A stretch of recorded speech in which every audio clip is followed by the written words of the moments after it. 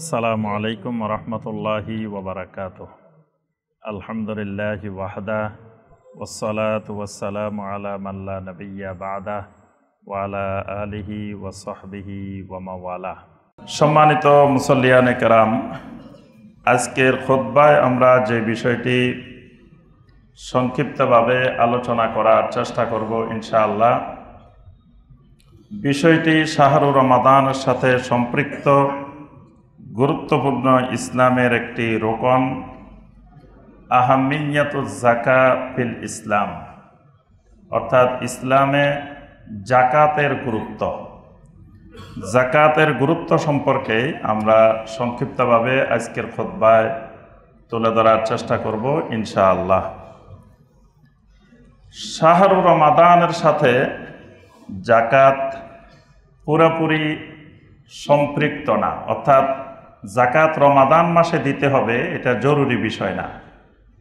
জাকাত সারা বছরের ইবাদত, অর্থাৎ যেই মাসে যেই সম্পদের 1 বছর পূর্ণ হবে ওই মাসেই জাকাত আদায় করতে হয়, ওই মাসেই জাকাত ফরজ হয়। অর্থাৎ বছরের 12 মাসেই সম্পদের উপরে জাকাত ফরজ হয় এবং 12 মাসেই জাকাত আদায় করতে হয়। তবে আমরা রমাদান মাসে বেশি গুরুত্ব দিয়ে থাকি এই কারণ এই রমাদান মাস যদি আমরা হিসাব রাখি, রমাদান কেন্দ্রিক জাকাত দিই, তাহলে বছরের হিসাব রাখাটা সহজ। যে এক রমাদান টু আরেক রমাদান, বা রমাদানের 5 তারিখ 5 রমাদান থেকে আরেক বছরের 5 রমাদান, এই বছরের 10 রমাদান থেকে আরেক বছরের 10 রমাদান, এই বছরের 20 রমাদান থেকে আরেক বছরের 20 রমাদান, তাহলে এই 1 বছরের হিসাব রাখাটা সহজ। দ্বিতীয় বিষয়, রমাদান মাস শাহরুস সাদাকা, এটি সদাকার মাস। এই মাসে যেমন আমল বৃদ্ধি পায়, শারীরিক আমলের ক্ষেত্রে মুমিনেরা যেমন প্রতিযোগিতা করে, শারীরিক আমল যেমন বৃদ্ধি পায়, ঠিক একজন মুমিনের আর্থিক ইবাদতও এই মাসে বৃদ্ধি পায়। এই কারণে ইবনে আব্বাস রাদিয়াল্লাহু তাআলা আনহুমা বলেন, কানা রাসূলুল্লাহ সাল্লাল্লাহু আলাইহি ওয়াসাল্লাম আজওয়াদান নাস, আল্লাহ রাসূল সাল্লাল্লাহু আলাইহি ওয়াসাল্লাম ছিলেন পৃথিবীর সকল মানুষের মধ্যে সবচাইতে বড় দানশীল মানুষ। সুবহানাল্লাহ। আর ওয়া কানা আজওয়াদা মা ইয়াকুনু ফি রমাদান হিনা ইয়ালকাহু জিবরিল আলাইহিস সালাম ফি কুল্লি লাইলাতিন মিন রমাদান, রমাদানের প্রতি রাত্রে জিবরিল আলাইহিস সালাম নবী সাল্লাল্লাহু আলাইহি ওয়াসাল্লামের কাছে আগমন করতেন। ফায়ুদারিসুহুল কোরআন, নবী সাল্লাল্লাহু আলাইহি ওয়াসাল্লাম এবং জিবরিল আলাইহিস সালাম দুইজনে কোরআনের তাদারুস করতেন।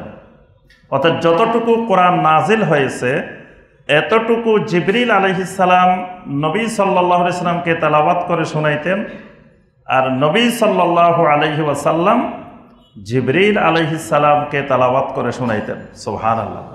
আর এই অবস্থা যখন চলতে থাকতো রমাদানে, নবী সাল্লাল্লাহু আলাইহি ওয়াসাল্লামের দানশীলতা আরো বেড়ে যেত।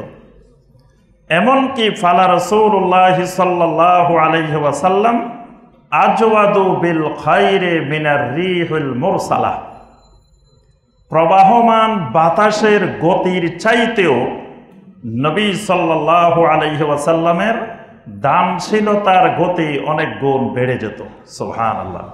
তাহলে এই রমাদান মাস যেমন আমাদের আমলের বরকতের মাস, সিয়ামের মাস, কিয়ামের মাস, এভাবে বিভিন্ন ইবাদতের তেলাওয়াতের মাস, ঠিক একইভাবে এই রমাদান মাস সদাকার মাস, দানশীলতার মাস। এই কারণে আমরা রমাদানের সাথেই এই জাকাতকে বেশি গুরুত্ব দিয়ে থাকি। আজকের খুতবায় আমরা সংক্ষিপ্তভাবে জাকাতের বিষয়ে কয়েকটি গুরুত্বপূর্ণ দিক তুলে ধরার চেষ্টা করব। প্রথমত, ইসলাম জাকাতকে কি ধরনের গুরুত্ব দিয়েছে, মানে জাকাতের গুরুত্বটা কতটুকু। দ্বিতীয় বিষয়, কেউ যদি জাকাত ফরজ হওয়ার পরেও জাকাত না দেয়, তাহলে তার পরিণতিটা কি, তার অবস্থাটা কি? তৃতীয়ত, কোন কোন সম্পদের উপরে আমাদের জাকাত আসে, কি পরিমাণ আসে? চতুর্থত, এই জাকাতগুলো কাদেরকে দিতে হবে? এই বিষয়গুলোই আমরা আজকের খুতবায় সংক্ষিপ্তভাবে আলোচনা করার চেষ্টা করব ইনশাআল্লাহ। প্রথমে আসি আমরা, ইসলাম জাকাতকে কি ধরনের গুরুত্ব প্রদান করে, জাকাতের গুরুত্ব ইসলামে কতটুকু? আল্লাহ রাব্বুল আলামিন কোরআনে কারিমে সবচেয়ে বেশি যেই ইবাদতটির নির্দেশ দিয়েছেন, যে আমলটির নির্দেশ দিয়েছেন, সেটি হলো সলাত। সলাতের চাইতে বেশি, নামাজের চাইতে বেশি আর কোনো ইবাদতের নির্দেশ আল্লাহ রাব্বুল আলামিন কোরআনে কারিমে দেন নাই।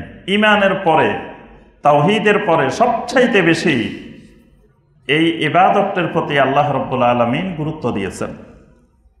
আর কোরআনে কারিমের মধ্যে আমরা দেখি, যেখানে আল্লাহ রাব্বুল আলামিন সলাতের নির্দেশ দিয়েছেন, তার পাশাপাশি আল্লাহ সুবহানাহু ওয়া তাআলা জাকাতেরও নির্দেশ দিয়েছেন। অনেক আয়াত রয়েছে যেখানে দেখবেন ওয়া আকিমুস সালাতা ওয়া আতুজ যাকাহ, একসাথে আকিমুস সালাত ওয়া আতুজ যাকাহ।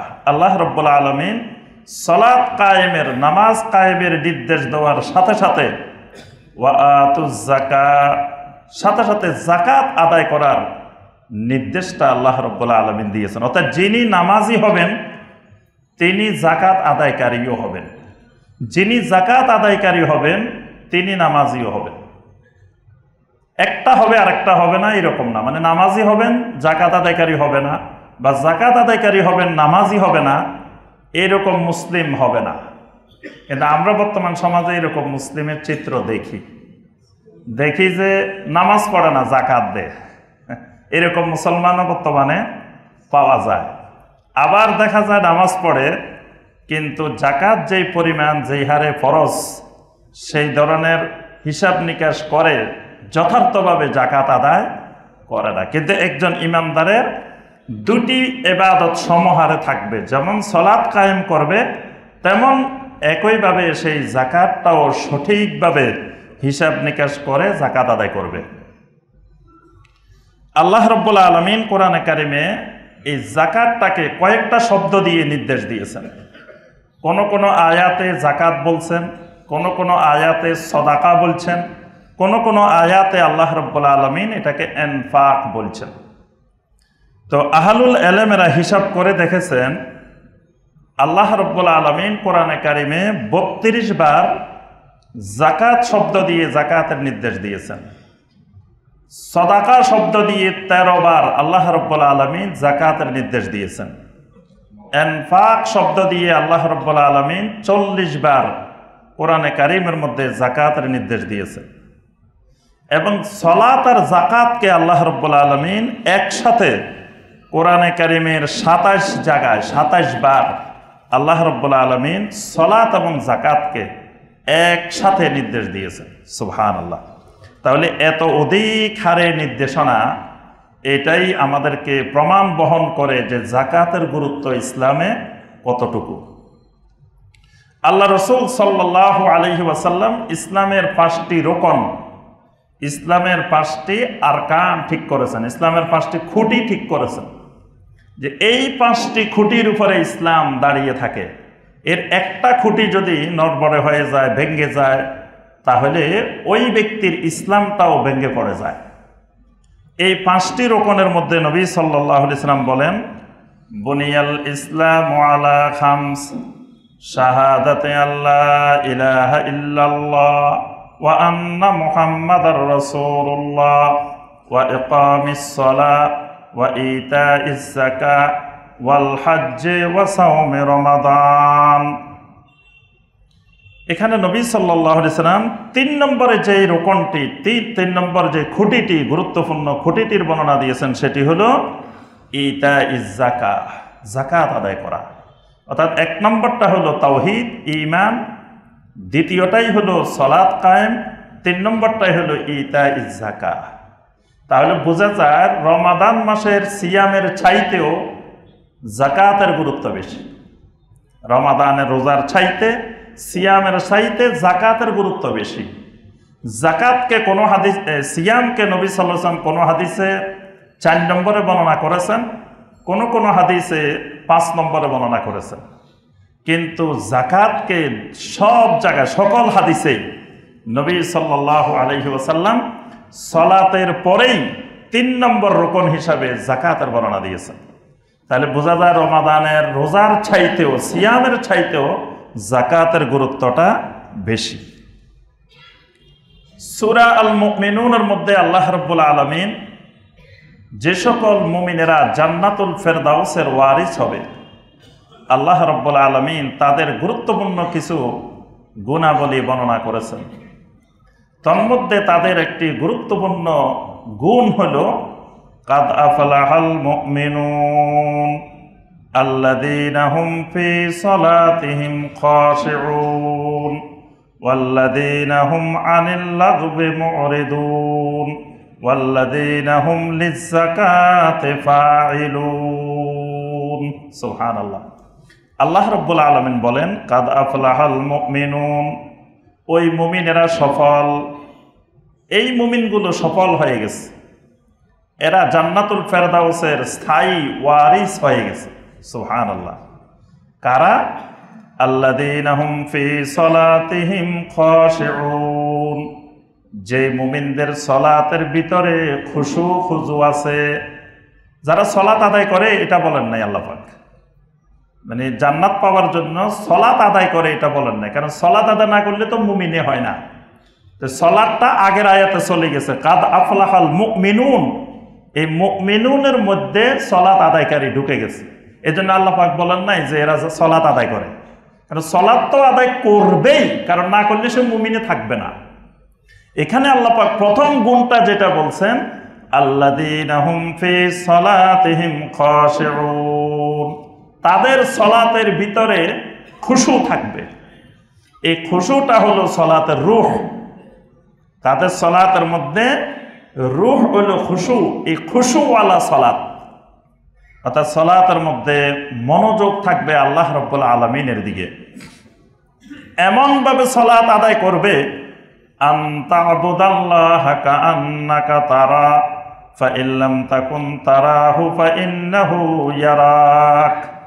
সালাতে যখন বান্দা দাঁড়াবে তখন সে এমনভাবে দাঁড়াবে যেন সে আল্লাহ রাব্বুল আলামিনকে দেখতেছে। সুবহানাল্লাহ।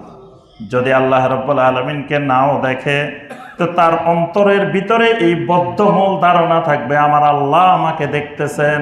সুবহানাল্লাহ। এই খুশু নিয়ে যে ব্যক্তি সালাত আদায় করবে জান্নাতুল ফেরদাউসের ওয়ারিস হবে। সুবহানাল্লাহ।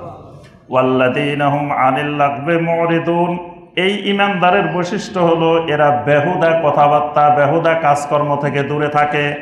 এরা গান বাজনা, অশ্লীলতা, বেহুদা কাজকর্ম, কথাবার্তা, এগুলো থেকে লাহবন মানে অনেক ব্যাখ্যা, এই জাতীয় সকল কর্ম থেকে এরা বিরত থাকে। 3 নম্বর এদের বৈশিষ্ট্য হলো ওয়াল্লাযীনা হুম লিয-যাকাতি ফাইলুন, এরা যাকাত আদায়ের ব্যাপারে খুবই সক্রিয় থাকে।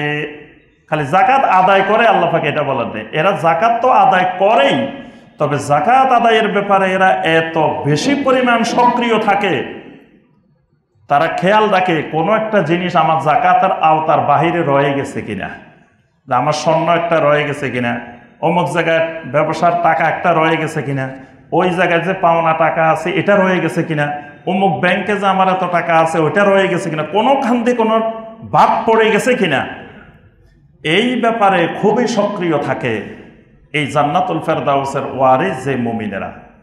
তাহলে এই যাকাতের ব্যাপারে সক্রিয় থাকা এটাও জান্নাতে যাওয়ার একটা গুরুত্বপূর্ণ শর্ত। জান্নাত আল্লাহ রাব্বুল আলামিন বানিয়েছেন মুত্তাকীদের জন্য। মুত্তাকী না হলে কাউকে আল্লাহ জান্নাতে ঢুকতে দিবেন না। এই কারণে কোরআনে কারিমে অনেক জায়গায় আল্লাহ রাব্বুল আলামিন বলছেন উইদ্দাত লিল মুত্তাকিন, জান্নাতকে বানিয়ে রাখা হয়েছে মুত্তাকিনদের জন্য। আর মুত্তাকিন কারা? কোরআনে কারিমের শুরুতে আল্লাহ রাব্বুল আলামিন মুত্তাকিনের বর্ণনা দিয়েছেন, হুদাল লিল মুত্তাকিন আল্লাযীনা ইউমিনুনা বিল গায়বি ওয়া ইউকিমুনাস সালাতা ওয়া মিম্মা রাযাকনাহুম ইউনফিকুন।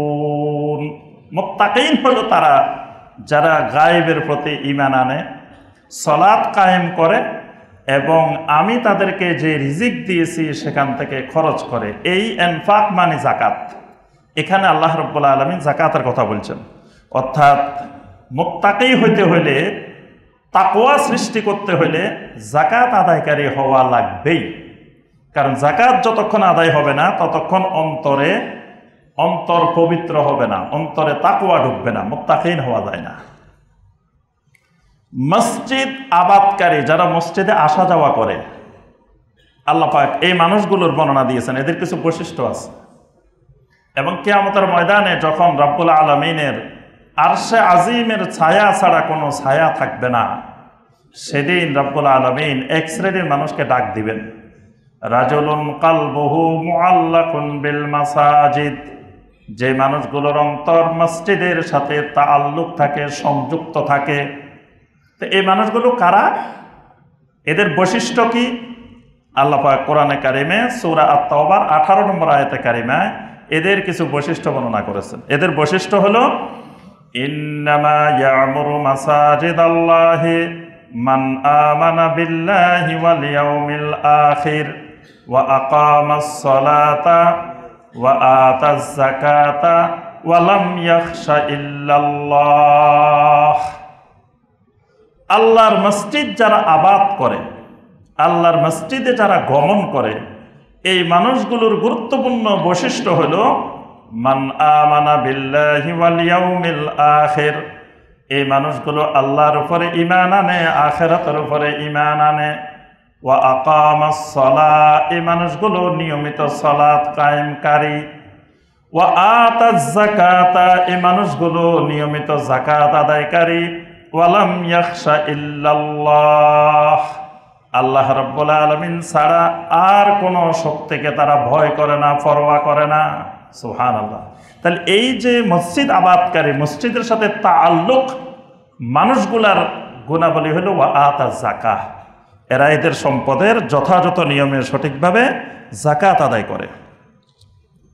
মুখলিসিন মানুষ, যারা মুখলিসিন, আল্লাহর সকল নবী রাসূলেরা ছিলেন মুখলিসিন। আল্লাহ পাক সব নবী রাসূলদের ব্যাপারে বলছেন ইন্নাহু মিন ইবাদিনাল মুখলাসিন। নূহ আমার মুখলাসিন বান্দা, ইব্রাহিম মুখলাসিন বান্দা, মূসা মুখলাসিন বান্দা। সব নবীদের ব্যাপারে আল্লাহ পাক বলছেন তারা ছিলেন ইবাদিনাল মুখলাসিন। এই উম্মতকেও আল্লাহ রাব্বুল আলামিন বলছেন তোমরাও হয়ে যাও মুখলাসিন, ইখলাসওয়ালা। ইখলাসওয়ালা মানুষ কারা? সূরা আল বাইয়িনার 6 নম্বর আয়াতে আল্লাহ পাক বলছেন ওয়ামা উমিরু ইল্লা লিয়াবুদুল্লাহা মুখলিসিনা লাহুদ্দীন হুনাফা ওয়া ইউকিমুস সালাতা ওয়া ইউতুজ যাকাতা ওয়া যালিকা দীনুল কাইয়্যিমাহ। আল্লাহ রাব্বুল আলামিন বলেন তোমাদেরকেও নির্দেশ দেওয়া হচ্ছে আল্লাহর ইবাদত করো, আল্লাহর গোলামি করো, মুখলিসিনা লাহুদ্দীন, মুখলিস হয়ে দিনকে একমাত্র আল্লাহর জন্য খালেস করে মুখলিসিন বান্দা হয়ে যাও, মুখলিসিন ইবাদত করো। আর মুখলিসিন যারা বান্দা হবে তাদের গুরুত্বপূর্ণ দুটা বৈশিষ্ট্য হলো ওয়া ইউকিমুস সালাতা ওয়া ইউতুজ যাকাতা। এরা হয় সালাত কায়েমকারী, এদের সালাতের ভিতরে ইখলাস থাকে। ওয়া ইউতিজ যাকাত, যাকাত আদায়ের ব্যাপারে এদের ইখলাস থাকে।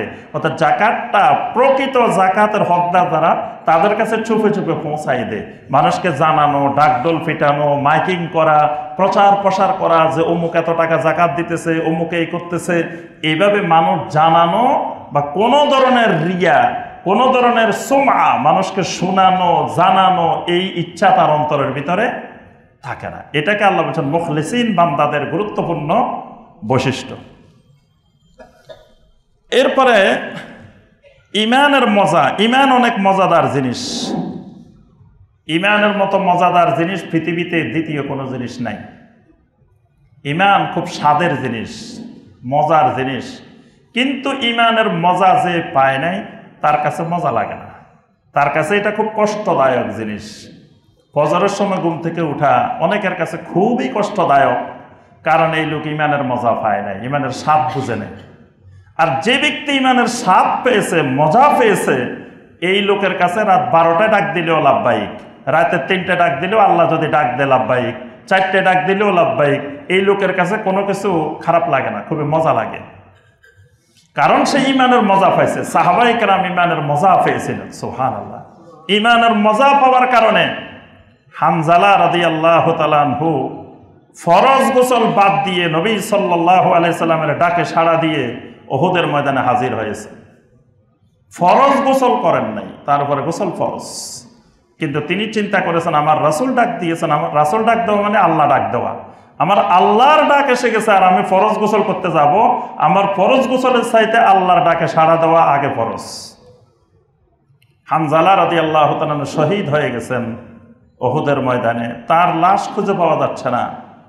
তার স্ত্রী এসে বলতেছেন তার গোসল ফরজ, তাকে গোসল দেওয়া লাগবে। আল্লাহ রাসূল সাল্লাল্লাহু আলাইহি ওয়াসাল্লাম বলতেছেন তাকে লাশটা খুঁজে নিয়ে আসো। সবাই খুঁজতে খুঁজতে পুরা উহুদের ময়দান খোঁজা হয়ে গেছে, কোনো জায়গা পাওয়া যাচ্ছে না। আল্লাহ রাসূল সাল্লাল্লাহু আলাইহি ওয়াসাল্লাম দেখলেন উপরের দিকে তুলে ফেরেশতারা হানজালা রাদিয়াল্লাহু তাআলা আনহুকে গোসল দিচ্ছেন। নবী সাল্লাল্লাহু আলাইহি ওয়াসাল্লাম বলেন ওই যে হানজালা দেখা যাচ্ছে, আল্লাহর ফেরেশতারা গোসল দিচ্ছে, টপ টপ করে পানি পড়তেছে, সাহাবায়ে কেরাম পানি দেখতে পাচ্ছেন। তাহলে এই হানজালা রাদিয়াল্লাহু তাআলা ইমানের মজা পেয়েছেন, ইমানের স্বাদ পেয়েছেন। তলহা বিন উবাইদুল্লাহ রাদিয়াল্লাহু তাআলা আনহুকে নবী সাল্লাল্লাহু আলাইহি ওয়াসাল্লাম বলেছেন জীবন্ত শহীদ, যে তোমরা যদি কেউ দেখো যে একজন শহীদ জমিনের উপরে হাঁটতেছে, ফালিয়ানজুর ইলা তলহা বিন উবাইদুল্লাহ, কারণ তলহা বিন উবাইদুল্লাহ রাদিয়াল্লাহু তাআলা আনহু নবী সাল্লাল্লাহু আলাইহি ওয়াসাল্লামের উপরে যখন উহুদের ময়দানে আক্রমণটা হয়, জাবালুর রুমাতের উপরে তিনি একা নবী সাল্লাল্লাহু আলাইহি ওয়াসাল্লামের চতুর্দিক দিয়ে যে দিক থেকে তীর আসে তিনি তার বুকটা ফেটে দিয়েছেন। তার শরীরে পরবর্তীতে দেখা গেছে 39টা আঘাত, 39টা আঘাত তিনি নিজে একা সহ্য করে নবী সাল্লাল্লাহু আলাইহি ওয়াসাল্লামের শরীর মোবারকের উপরে আঘাত পড়তে দেন নাই, তীর পড়তে দেন নাই। তারপরেও নবী সাল্লাল্লাহু আলাইহি ওয়াসাল্লামের দাঁত মোবারক আহত হয়েছে, মাথা ফেটে গেছে। এই তলহা বিন উবাইদুল্লাহরা নিজের জীবন বিসর্জন দিয়েছেন, কারণ কি? তারা ইমানের মজা পেয়েছেন, ইমানের স্বাদ পেয়েছেন। আল্লাহ রাসূল সাল্লাল্লাহু আলাইহি ওয়াসাল্লাম বলেন সালাসুন মান ফাআলাহুন্না ফাকাত তা'আমা তা'আমাল ঈমান, যে ব্যক্তির কাছে এই 3টি বৈশিষ্ট্য থাকবে এই লোকটা ইমানের মজা পাবে, ইমানের স্বাদ পাবে। মান আবাদাল্লাহ ওয়াহদা, 1 নম্বর বৈশিষ্ট্য হলো এই লোকটা আল্লাহ রাব্বুল আলামিনের ইবাদত করবে তাওহীদের ভিত্তিতে। যেই লোক তাওহীদ পাইছে, তাওহীদ বুঝছে, এই লোকটা ইমানের মজা পাবে।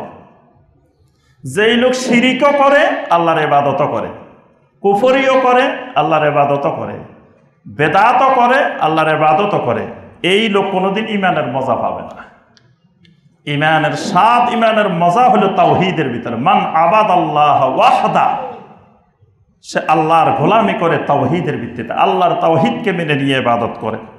ওয়া আলিমা আন্নাহু লা ইলাহা ইল্লাল্লাহ, দ্বিতীয় বৈশিষ্ট্য হলো এই লোকের কাছে লা ইলাহা ইল্লাল্লাহর ইলম আছে। এই ব্যক্তির কাছে লা ইলাহা ইল্লাল্লাহর ইলম আছে, লা ইলাহা ইল্লাল্লাহ সে জানে, এটা জানা প্রত্যেক মুমিনের উপরে ফরজ। লা ইলাহা ইল্লাল্লাহর ইলম শিখা। নবী সাল্লাল্লাহু আলাইহি ওয়াসাল্লাম বলেন যেই লোক লা ইলাহা ইল্লাল্লাহর ইলম শিখছে এই লোক ঈমানের মজা পাবে। ওয়া আতা যাকাতা মালিহি তাইয়্যিবাতান বিহা নাফসাহু, যেই লোক অত্যন্ত খুশির সাথে, আনন্দের সাথে, তৃপ্তি সহকারে তার সম্পদের ভিতর থেকে জাকাতগুলো বের করে দেয়, মানে জাকাত বের করার সময় কোনো বখালতি কৃপণতা করে না, চিন্তা করে না যে আমার এখানে এত টাকা দিয়ে দিলে তো আমার টাকা কমে যাইব, এটা থেকে দিলে তো কমে যেতে পারে, যে এখানে একটু কমাই দিই, এখানে একটু ই করি, হিসাবটা কমাই ধরি, অজুহাত খোঁজে যে কেমনে কমানো যায়, এই লোক ঈমানের মজা পাবে না।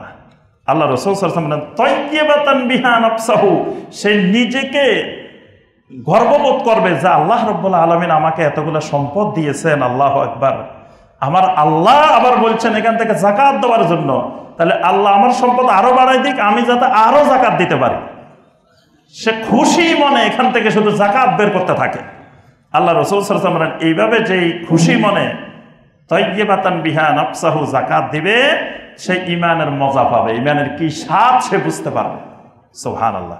তাহলে ইমানের মজা পাইতে হলে যাকাত লাগবে।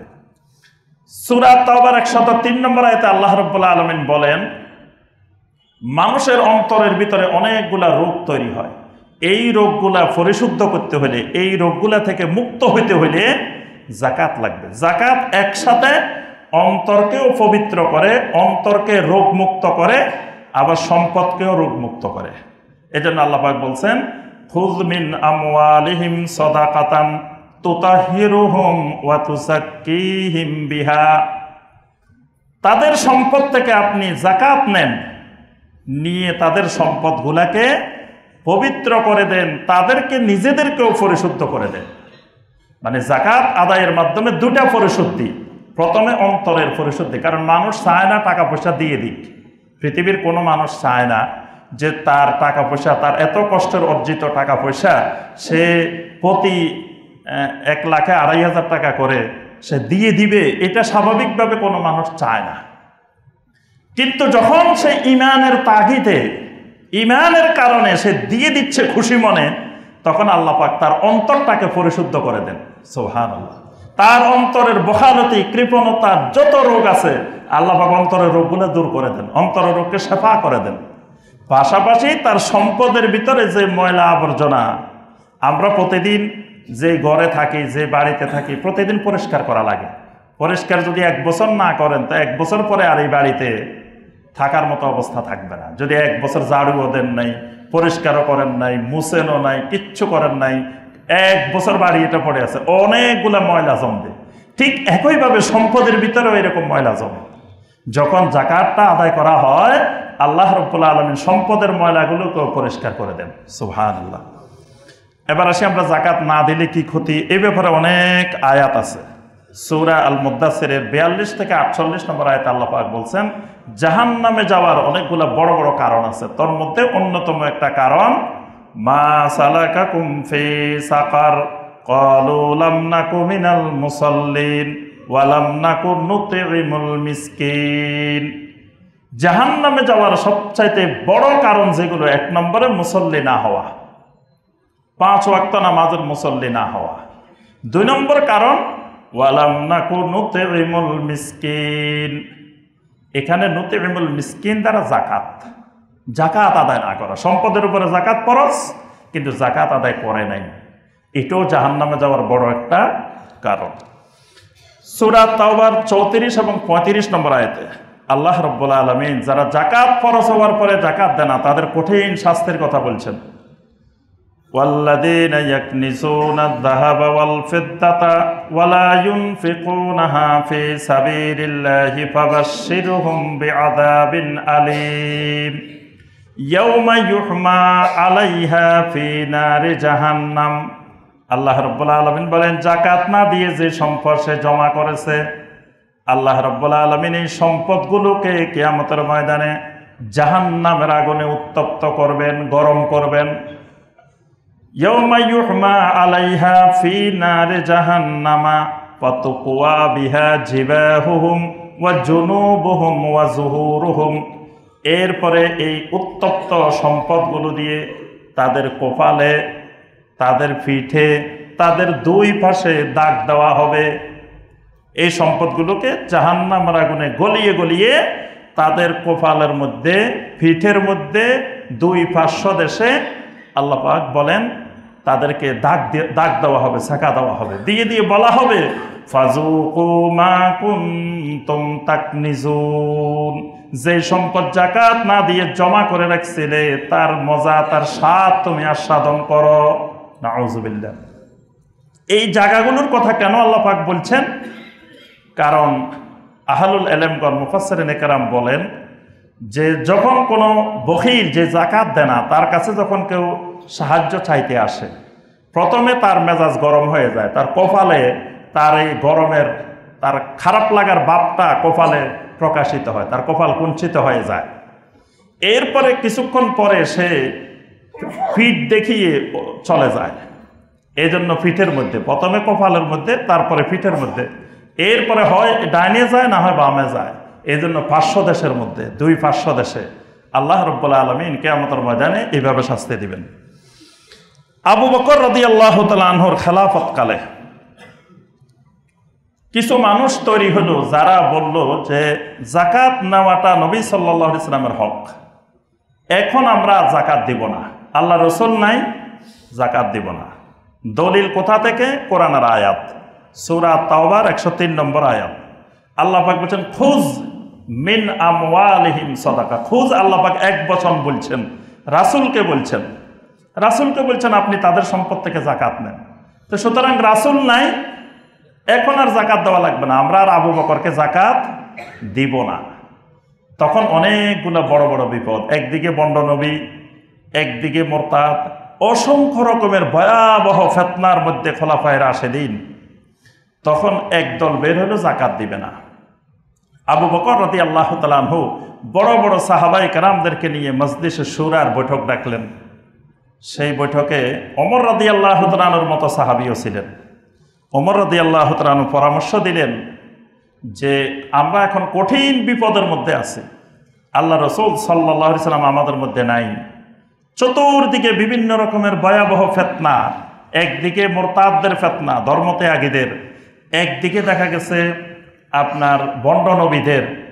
তো এত ফিতনা মোকাবেলা করতে গিয়ে এই মানুষগুলোর ব্যাপারে চুপ থাকেন, কারণ এরা তো নামাজও পড়ে, ইসলামের সব বিধিবিধান মেনে নিছে, খালি একটা কাজ করবে না, জাকাত দিবে না। সুতরাং এটার জন্য আমাদের মনে হয় কিছু করার দরকার নেই, এরা তো ইমানদার, এরা মুসলমান, এরা সব বিশ্বাস করে। মানে ওমর রাদিয়াল্লাহু তাআলা আনহু নবী সাল্লাল্লাহু আলাইহি ওয়াসাল্লাম থাকাকালীন আসাদ্দুহুম ফি আমরিল্লাহি ওমর, সবচাইতে আল্লাহর হুকুমের ব্যাপারে কঠোর ছিলেন ওমর। রাসূল নাই, ওমর হয়ে গেছেন সবচাইতে ঠান্ডা। তিনি বলতেছেন যে এই ব্যাপারে আমাদের কোনো পদক্ষেপ দরকার নেই। আর আরহামু উম্মতি বি উম্মতি আবু বকর, এই উম্মতের মধ্যে সবচাইতে নরম মানুষ, রহমশীল মানুষ আবু বকর as-সিদ্দিক রাদিয়াল্লাহু তাআলা আনহু।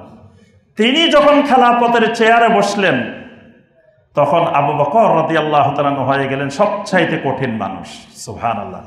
আবু বকর রাদিয়াল্লাহু তাআলা আনহু সবার পরামর্শ শুনলেন, শোনার পরে বললেন ওয়াল্লাহি লা উকাতিলান্না মান ফাররাকা বাইনাস সালাতি ওয়াজ যাকাহ।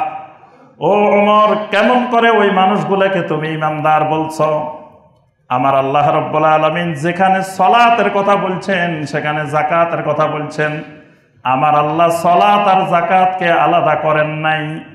যেই মানুষগুলো সালাত আর যাকাতকে আলাদা করে, বলে যে সালাত আদায় করব, যাকাত দিব না, এই মানুষগুলো ইমানদার হতে পারে না। ওয়াল্লাহি লা উকাতিলান্না, আল্লাহর কসম, আল্লাহর নবীর একজন সাহাবীও যদি জমিনে বেঁচে থাকে তাকে নিয়ে আমি তাদের বিরুদ্ধে লড়াই করে যাব। আল্লাহু আকবার। আবু বকর কঠিন হয়ে গেলেন যে আমি তাদের বিরুদ্ধে অবশ্যই লা উকাতিলান্না, লড়াই করে যাব। এমনকি আবু বকর রাদিয়াল্লাহু আনহু বলে উঠলেন ওয়াল্লাহি লাউ মানাউনি আনাকান মা ইউআদ্দুনাহু ইলা রাসূলিল্লাহি সাল্লাল্লাহু আলাইহি ওয়াসাল্লাম, আল্লাহ রসুলকে যেই পরিমাণ যাকাত তারা দিত সেখান থেকে যদি একটা ছাগলের রশি পরিমাণ, ছাগল না খালি ছাগলের রশি পরিমাণ বা ছাগলের খুরা পরিমাণ যদি আমাকে যাকাত কম দেয় লাকাতালতুহুম, অবশ্যই আমি তাদের বিরুদ্ধে লড়াই করে যাব। সামান্য কম দিল আমিও আবু বকর এটা মেনে নিব না, কারণ এটা আমার উপরে আল্লাহর আমানত। এই চেয়ারে বসার কারণে আল্লাহর আমানত, জনগণ থেকে যেন আমি পরিপূর্ণরূপে যাকাত আদায় করি। কারণ যাকাত আমি আবু বকরের জন্য না, আমার পকেটের জন্য না, যাকাত আল্লাহর বিধানের জন্য, আল্লাহর হুকুমের জন্য। সুতরাং এই ক্ষেত্রে আমি ছাড় দেওয়ার আবু বকরের কোনো এখতিয়ার নাই। ওমর রাদিয়াল্লাহু তাআলা বলে উঠলেন ওয়াল্লাহি মা হুয়া ইল্লা আন কাদ শারাহাল্লাহু সাদরা আবি বকর, আল্লাহর কসম আজকে আমরা দেখতে পেলাম কেমন করে আল্লাহ মানুষের অন্তরকে প্রশস্ত করে দেন, অন্তরকে খুলে দেন। সুবহানাল্লাহ। আজকে আবু বকরের অন্তরকে আল্লাহ রাব্বুল আলামিন বক্ষকে প্রশস্ত করে দিয়েছেন। তখন সমস্ত সাহাবায়ে কেরাম বলে উঠলেন ফাআরাফতু আন্নাহুল হক, আবু বকর আপনার এই সিদ্ধান্তই সঠিক, আমরা আপনার সাথে একমত, আপনি এদের বিরুদ্ধে লড়াই চালান, আমরা আছি। তাহলে সমস্ত সাহাবায়ে কেরামের ইজমা যে সালাত আর যাকাতকে আলাদা করা যাবে না, সালাত আর যাকাত এক সূত্রে গাথা, কারণ আল্লাহ রাব্বুল আলামিন আকিমুস সালাহ ওয়া আতুজ যাকাত, আকিমুস সালাহ ওয়া আতুজ যাকাত। সুতরাং একজন মুসলিম অবশ্যই তাকে যাকাত আদায় করতে হবে। কি কি সম্পদের উপরে যাকাত দিতে হবে? স্বর্ণের উপরে যাকাত দিতে হবে, সেটা ব্যবহারের স্বর্ণ হোক বা যে কোনো ধরনের স্বর্ণ হোক। ব্যবহারের স্বর্ণ নিয়ে কিছু ইখতিলাফ আছে, তবে বিশুদ্ধ মত হলো ব্যবহারের স্বর্ণেরও যাকাত দিতে হবে, কারণ ব্যবহারের অন্যান্য জিনিস আর স্বর্ণ দুটার মধ্যে পার্থক্য আছে। এজন্য ব্যবহারের স্বর্ণ হোক, যে স্বর্ণ হোক, যাকাত দিতে হবে। রূপার যাকাত দিতে হবে।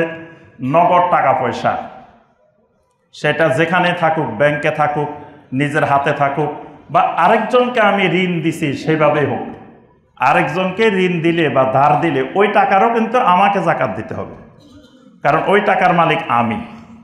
তবে এমন কাউকে দিয়েছি যার পাওয়ার সম্ভাবনা নাই, বর্তমানে এটার সংখ্যা অনেক পাওয়া যায়, যে দেওয়ার পরে আর পাওয়ার সম্ভাবনা নেই। তাহলে এইরকম যদি হয়, অনিশ্চিত হয়, তখন যাকাত দেওয়া লাগবে না। তবে যদি অনিশ্চিতের পরেও আবার পাওয়া গেছে, তাহলে যখন পাওয়া যাবে তখন যাকাত দিতে হবে। আর যেগুলো স্বাভাবিকভাবে আমার থেকে কেউ কর্জে হাসানা নিছেন, দান নিছেন, ঋণ নিছেন, এগুলোরও আমাকে যাকাত দিতে হবে। সেটা যেখানে থাকুক, নগদ টাকা পয়সার যাকাত দিতে হবে। কি পরিমাণ? শতকরা 2.5%, মানে 100 টাকায় 2.5 টাকা, 40 টাকায় 1 টাকা, 40 ভাগের 1 ভাগ। ঠিক একইভাবে ব্যবসা বাণিজ্যের যে জিনিসগুলো থাকবে সেগুলোর উপরে যাকাত দিতে হবে, অর্থাৎ ব্যবসা বাণিজ্যের মালামাল, কাঁচা মাল যা থাকবে এগুলোর উপরে। তবে মেশিনারিজ, তারপর বাড়িঘর, বিল্ডিং, এগুলোর উপরে যাকাত দেওয়া লাগবে না। তবে যদি আপনার ওই মেশিনারিজের ব্যবসা হয়, মানে মেশিনারিজে যদি বাণিজ্যিক পণ্য হয়, তখন মেশিনারিটা দিতে হবে। কিন্তু মেশিন দিয়ে যদি আমি অন্য জিনিস বানাই, তখন ওই মেশিনের উপরে যাকাত আসবে না। যেগুলো বানাই, যেগুলো ব্যবসা করি, সেগুলোর উপরে যাকাত আসবে। তারপরে আপনার পশুর উপরে যাকাত আসে, বিভিন্ন ফসলের উপরে যাকাত আসে, খনিজ সম্পদের উপরে যাকাত আসে। আর যাকাতের নেশাব হলো 7.5 ভরি স্বর্ণ অথবা 52.5 তোলা রূপা। তো বর্তমানে রূপার দামটা কম, স্বর্ণের দামটা বেশি। এই কারণে আহলুল এলেমদের মত হলো যে যেটা সর্বনিম্ন থাকবে, যেহেতু রূপার দাম কম, রূপার দামটাই আমাদের নেশাব হবে। রূপার দাম অনুসারে কারো কাছে যদি নর্মালি 60,000 65,000 টাকাও থাকে, তাহলে 1 বছর অতিবাহিত হইলে এটা নেশাব হয়েছে বলে গণ্য হবে, অর্থাৎ তার উপরে যাকাত ফরজ হবে। আর যাকাতের আরও অনেক মাসালা মাসাইল আছে। বর্তমানে বাংলা ভাষায় অনেক বই পাওয়া যায়, সেই বইগুলো থেকে আপনারা মাসালা মাসাইল জেনে নেবেন। আমার একটা বই আছে আরকানুল ইসলাম, এখানে যাকাতের অধ্যায় আছে, যাকাতের মাসালা মাসাইল এখানে আছে। আরও অনেক বইতে আপনারা পাবেন, বর্তমানে বাংলা ভাষায় অনেক বই আছে। কাদেরকে দিতে হবে যাকাত? সদাকা যে কোনো কাউকে দেওয়া যায়, মানে আল্লাহর রাস্তায় দান করবেন, মুসলিমকেও দেওয়া যায়, অমুসলিমকেও দেওয়া যায়, যে কাউকে দেওয়া যায়, কিন্তু যাকাত সবাইকে দেওয়া যাবে না। যাকাতের ব্যাপারে আল্লাহ রাব্বুল আলামিন 8টা খাত সূরা আত-তাওবার 60 নম্বর আয়াতে কারিমায় নির্দিষ্ট করে দিয়েছেন। এই 8 খাতের যে কোনো এক খাতে যাওয়া লাগবে, না হয় যাকাত আদায় হবে না। এজন্য যাকাত আদায়ের সময় যাকে চাইলাম মনে চাইলো দিয়ে দিলাম, যাকাত আদায় হয়ে যাবে এরকম না। দেওয়ার আগে চিন্তা ভাবনা করে দিতে হবে, যেখানে দিচ্ছি এটা 8 খাতের কোন খাতের মধ্যে দিচ্ছি, ওই খাত নির্দিষ্ট করে দেয়, এই খাতের মধ্যে এখানে দিচ্ছি, তাহলে আপনার যাকাত আদায় হবে। যদি বলেন যে না আমি দিয়ে দিলাম, যে সে যেখানে মনে চায় সেখানে নিয়ে যাক, এই এখতিয়ার আপনার নাই। অর্থাৎ এটা যেহেতু ইসলামের একটা গুরুত্বপূর্ণ রোকন, এটা হিসাবের ক্ষেত্রে যেমন সম্পূর্ণ হিসাব বের করতে হবে। কেউ কেউ আছে হিসাব বাইর করে না, আনুমানিক যাকাত দেয়, যে কয় এত হিসাব বাইর করা অনেক কষ্টকর, এত বাইর করার দরকার নাই, আনুমানিক তার থেকে আরো বেশি দিয়ে দিব, অসুবিধা কি? কিন্তু বেশি দিলেও যাকাত আদায় হবে না। আপনাকে আগে নির্দিষ্ট করে বের করতে হবে যে আমার সম্পদ এই পরিমাণ, যাকাত এই পরিমাণ, এরপরে আপনি অতিরিক্ত আরো দেন, সেটা সদাকা, কিন্তু যাকাতটা হিসাব করে বের করতে হবে। ঠিক একইভাবে দেওয়ার সময়ও দেখতে হবে যে আমার এই 8টা খাতের কোন খাতের মধ্যে আমি দিচ্ছি। আবার এমন জায়গায় দেওয়া যাবে না যেখানে শিরিকের কারখানা, আপনি যাকাত দিয়ে দিলেন, আপনার যাকাত দিয়ে শিরিক মোটা তাজা হচ্ছে, শিরিক হৃষ্টপুষ্ট হচ্ছে আপনার অর্থ দিয়ে। এমন জায়গায় দিলেন যেখানে বেদাতের কারখানা, আপনি বেদাতের ফ্যাক্টরিতে দিয়ে দিচ্ছেন, তা আপনার টাকা দিয়ে যদি বেদাতের চাষাবাদ হয়, এটার জন্য আপনিও গুনাহগার, আপনার আদায় হবে না। এই জন্য দেওয়ার সময় খেয়াল করে ভালো করে চিন্তা ভাবনা করে দিতে হবে যে কোথায় আমি এই জাকাতের অর্থটা দিচ্ছি। আল্লাহ পাক 8টা খাত নির্ধারণ করে দিয়েছেন। ফকির 1 নম্বর ফকির, 2 নম্বর মিসকিন। ফকির বেশি গরিব না মিসকিন বেশি গরিব বলেন তো দেখি আপনারা? না, ফকির বেশি গরিব, মিসকিন কিন্তু ফকিরের চাইতে ধনী। অর্থাৎ এই দুইটার মধ্যে বেশ কম হলো ফকির হলো যার 6 মাসের আপনার কম, 1 বছরের মধ্যে 6 মাস তার চলে না, মানে 6 মাস যে পরিমাণ সে ইনকাম করে বা আয়, এটা দিয়ে তার পরিবারে 6 মাসও চলে না, এরকম হলে ফকির। আর 6 মাসের উপরে চলে কিন্তু বছর চলে না, এরকম হলে মিসকিন। এই জন্য আল্লাহ পাক প্রথম ফকির বলছেন, তারপরে বলছেন মিসকিন। 3 নম্বর কর্মচারী। তো কর্মচারী যেহেতু আমাদের বর্তমানে জাকাত মন্ত্রণালয় নাই, মন্ত্রণালয়ের কর্মচারীও নাই, এই খাতে আমাদের দেওয়ার রাস্তা নাই। ওয়াল মুআল্লাফাতে কুলুবুহুম, মুআল্লাফায়ে কুলুব হলো যে এই খাতও এখন আমাদের দেওয়ার মতো রাস্তা নাই। মুআল্লাফায়ে কুলুবের অনেকগুলো খাত আছে। অনেক সময় ইসলাম যেখানে দুর্বল, অনেক মুশরিক অনেক কুফফারদেরকে দিয়ে সেখানে মুসলিমেরা সহযোগিতা নেন। যেমন অনেক যুদ্ধে, অনেক সারিয়ায় মুশরিকেরা মুসলমানদের পক্ষে আপনার এগিয়ে আসছে, তখন ওই মুশরিকদেরকে জাকাতের সম্পদ থেকে দেওয়া হয়েছে। এরপরে এমন জায়গায় অমুসলিম আছে, তাদেরকে কিছু দিলে মুসলিম হয়ে যাবে, এগুলো হলো মুআল্লাফায়ে কুলুবের খাত। আরেকটা হলো ফির রিকাব, দাস মুক্তি, গোলাম আজাদ। গোলাম আজাদের খাতও বর্তমানে নাই। ওয়াল গারিমিন, এই খাতটা আছে যে ঋণগ্রস্ত। ঋণগ্রস্ত, তবে কি রকম ঋণগ্রস্ত? এমন ঋণ নিচে ঋণ খাই ফেলছে, ঋণ দেওয়ার মতো আর ব্যবস্থাপনা নেই। সব ঋণগ্রস্ত কিন্তু জাকাত খাবে না, কারণ বাংলাদেশে যিনি যত বড় কোটিপতি তিনি তত বড় ঋণগ্রস্ত। তার দেখবেন যে এক একজনের কোটি কোটি টাকা ঋণ, ঋণ খেলাফি, তারপরে বড় বড় ঋণ। এখন যদি কত না আমি কি জাকাত দিব, আমি তো জাকাত খাইতে পারি, আমি তো ঋণগ্রস্ত। যেই পরিমাণ ঋণ, ওই ঋণের সম্পদ আর থাকলে তাহলে জাকাত খাবে না। এমন ঋণ যেটা ঋণ নিয়ে খেয়ে ফেলছে, আর পরিশোধ করার মতো ব্যবস্থা নেই। ওয়াফি সাবিলিল্লাহ, সাবিলিল্লাহর খাতটা একটু ব্যাপক। সাবিলিল্লাহর খাত মুজাহিদ ফি সাবিলিল্লাহ, এবং ফি সাবিলিল্লাহর মধ্যে এলেমের খাত, তলাবুল এলেম, এলেম অর্জন করা। নবী সাল্লাল্লাহু আলাইহি ওয়াসাল্লাম বলেছেন মান খারাজা ফি তালাবিল ইলমি ফাহুয়া ফি সাবিলিল্লাহ, যে ব্যক্তি এলেম অর্জনের জন্য বের হয় সে আল্লাহর রাস্তায় আছে, ফি সাবিলিল্লাহ। তো এই জন্য এলেম অর্জনটাও ফি সাবিলিল্লাহর খাত। তারপরে আদ-দাওয়া ইলাল্লাহ, আল্লাহর দিকে দাওয়াত, এটাও ফি সাবিলিল্লাহর খাত। আর ওয়াবনিস সাবিল, ওয়াবনিস সাবিল হলো পথিক, মুসাফির, মানে এখানে হঠাৎ বিপদে পড়ে গেছে, এই জাতীয় এই খাতগুলোর মধ্যে আমার আপনার জাকাত যেতে হবে। আল্লাহ পাক আমাদেরকে সঠিকভাবে জাকাত আদায় করার তৌফিক দান করুন। সম্মানিত মুসল্লিয়ানে কেরাম, 2-1টি সংক্ষিপ্ত ঘোষণা, এরপরে আমরা সুন্নত আদায় দাঁড়াবো। তো ঘোষণাগুলো হলো, প্রথম কথা, আলহামদুলিল্লাহ আমাদের এই উত্তরা 11 নম্বর সেক্টর বাইতুন নূর জামে মসজিদে ইফতারির প্রতিদিন ব্যবস্থা করা হয়। এখানে প্রতিদিন 1000-এর উপরে 1200-1400 মানুষ রোজাদার ইফতারে অংশগ্রহণ করেন। তো এখানে আমাদের ইফতারির জন্য বক্স আছে, ইফতারির আলাদা খাত আছে। তো আপনাদেরকে ইতিপূর্বে জানানো হয়েছে, তো ওই খাতে আপনারা সহযোগিতা করবেন যাতে রোজাদাররা পুরো রমাদান মাস সুন্দরভাবে এখানে ইফতারি করতে পারে। আর এর ফজিলত তো আপনারা জানেন যে একজন রোজাদারকে ইফতার করাইলে আল্লাহ পাক তার সিয়ামের সমপরিমাণ সওয়াব আল্লাহ রাব্বুল আলামিন দান করেন। আমাদের অত্র মসজিদে হিফজখানা আছে, মক্তব আছে। এখানে অনেক দুস্থ অসহায় শিশুরা লেখাপড়া করে, তো এদের লেখাপড়ার পিছনেও অনেক টাকা, অনেক অর্থ ব্যয় হয়। এখানে আপনারা জাকাতের অর্থ দিয়ে, বিভিন্ন সদাকা দিয়ে আপনারা সহযোগিতা করতে পারেন। এই দিকটা এই রমাদান মাসে আপনারা খেয়াল রাখবেন।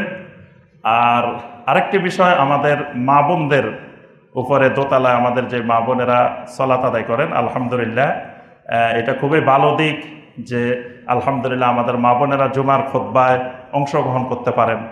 এবং গতকাল দেখলাম আলহামদুলিল্লাহ যে বাংলাদেশের সব মসজিদে এবং সব বাজারে, বিভিন্ন জায়গায় জায়গায়, এয়ারপোর্টে, সব জায়গায় যেন মহিলাদের আলাদা পর্দার সাথে নামাজের ব্যবস্থা করা হয়। একজন আইনজীবী মনে হয় রিট করেছেন, গতকাল পত্রিকায় দেখেছি। এটা করাটা দরকার। মহিলারা বাহিরে বাজারে গেছে, মার্কেটে গেছে, বিভিন্ন জায়গায় গেছে, নামাজ কাজা হয়ে যায়, নামাজ পড়তে পারে। অথচ আপনারা যারা আরবে গেছেন, সৌদি আরবে গেছেন বা বিভিন্ন দেশে গেছেন, সব জায়গায় মহিলাদের কি সুন্দর পর্দার সাথে নামাজের ব্যবস্থাপনা। আলহামদুলিল্লাহ আমাদের অত্র মসজিদেও আমাদের মা বোনেরা সলাত আদায় করতে আসেন। তো সলাত আদায় করতে আসলে আমাদেরকে সলাতের নিয়ম কানুনও ভালো করে জানা দরকার। কোনো কোনো মা বোন দেখা যায় আগে আসি, অন্যদের জন্য জায়গা দখল করে বসে থাকেন। এই বিষয়টা আমাদের কাছে খবর আসছে। এটা গুনাহের কাজ, এটা করা যাবে না। যিনি আগে আসবেন উনি আগে বসবেন, যিনি পরে আসবেন উনি পরে বসবেন। এখানে কারো নির্দিষ্ট অধিকার নাই যে উনি আগে বসবেন উনি পরে বসবেন। যিনি আগে আসবেন তিনি যেই হন, তিনি আগে আসবেন আগের কাতারে বসবেন, যিনি পরে আসবেন পরের কাতারে বসবেন। কারণ জুমার ফজিলত পাইতে হলে নবী সাল্লাল্লাহু আলাইহি ওয়াসাল্লাম কিছু শর্ত দিয়েছেন। তার মধ্যে একটি শর্ত হলো লাম ইউফাররিক বাইনা ইসনাইনে, যে নবী সাল্লাল্লাহু আলাইহি ওয়াসাল্লাম বলছেন তুমি পরে আসি মানুষকে দুইজনকে ভাগ করে করে সামনের দিকে চলে যাইবা। এটা করলে জুমার কোনো ফজিলতে পাওয়া যাবে না। পরে আসতে তিনি পিছনে বসবেন, তিনি যত বড় ব্যক্তি হন যাই হন তিনি পিছনে বসবেন। এটাই হলো সুন্নাহ, এটাই হলো জুমার আদাব। এজন্য মা বোনেরও বিষয়টা খেয়াল রাখবেন। যারা আগে আসবেন আপনি একা বসবেন, আরেকজনের জন্য জায়নামাজ এনে, আরেকজনের জন্য কিছু কাপড় চোপড় এনে দখল করে রাখলেন যে এখান দিয়ে লোক আছে, আরেকজনকে বসতে বাধা দিলেন, এটা গুনাহের কাজ। এই কাজটা জুমার দিন বা যে কোনো দিনেই এই কাজটা আল্লাহর মসজিদে করা যাবে না। খেয়াল রাখতে হবে আল্লাহর মসজিদ যেমন এবাদতের বরকতের জায়গা, গুনাহ হইলেও এটা সাংঘাতিক। বাইরে গুনাহ করার চাইতে মসজিদে গুনাহ করা কিন্তু এটা বড় কঠিন জিনিস। এজন্য মসজিদে এসে আমরা এই বিষয়গুলো খেয়াল রাখার চেষ্টা করব। আল্লাহ পাক আমাদের সবাইকে তৌফিক দিন। আমিন ইয়া রাব্বাল আলামিন। আসসালামু আলাইকুম ওয়া রাহমাতুল্লাহি ওয়া বারাকাতুহু।